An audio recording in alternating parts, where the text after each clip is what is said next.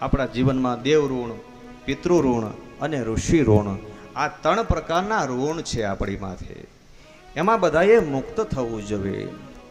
જે બધાને આપે છે ને એને દેવ કહેવાય છે, જે દેવત્વ છે. બધી આ જે બધી પ્રકૃતિ છે ને એ બધાને કંઈ ને કંઈ પોષણ કરી રહી છે.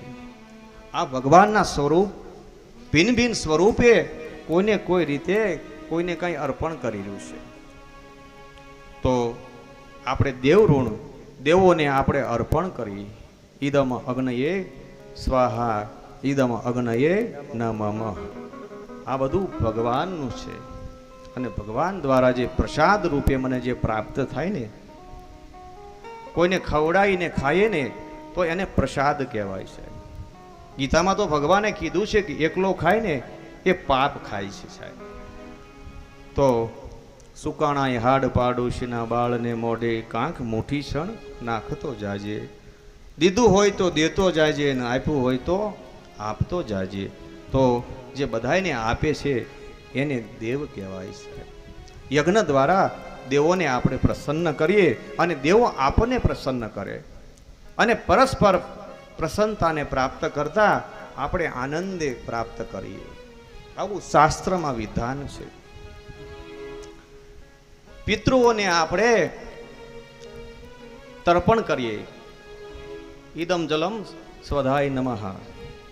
પિતૃને આપણે જળ દ્વારા આપણે તર્પણ કરીએ છીએ.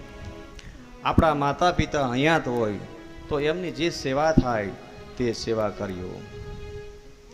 અને અહીંયા તો ન હોય તો કોઈ એવો અવસર આવે ત્યારે કંઈ ને કંઈ સત્કાર્યને માધ્યમ બનાવી.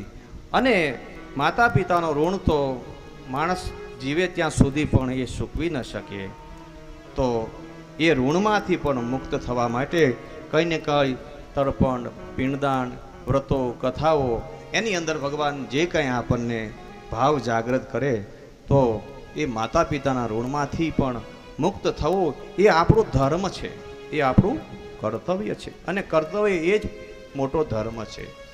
અને ઋષિનું ઋણ આપણને અનેક વર્ષો, હજારો વર્ષ સુધી જેણે તપ કર્યું, સાધના કરી, આવા ગ્રંથો આપ્યા, આપણા શાસ્ત્રો આપ્યા, આપણે જે 16 સંસ્કારો, આપણી સભ્યતા, આપણી પરંપરાનું જેણે જતન કર્યું છે, પોતે ઝાડ અને વૃક્ષોની નીચે રહી અને અનેક વર્ષો સુધી તપ કરી, સાધના કરીને જે આપણને પ્રાપ્ત કર્યું, આપણને આપ્યું છે.